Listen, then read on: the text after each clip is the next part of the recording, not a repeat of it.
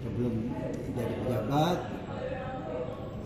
pejabat, dia kan ada pendeta Hindu nyiram penair kuatu kobra, yang bersangkutan si Raja Sujaya. Nah, sudah nanti itu gitu matangnya mangkuk, ya mangkuk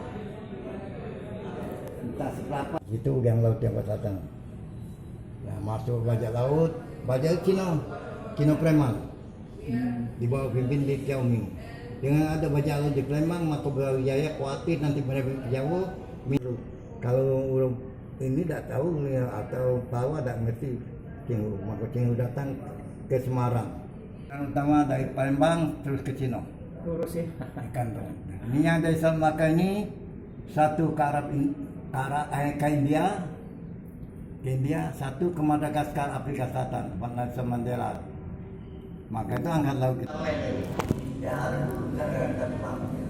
yang karena walaupun dia hilir tetap main seri jadwal di konsentrasi dia anti airport.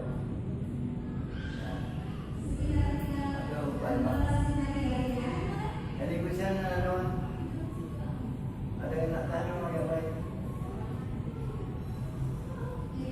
Sadaran besar.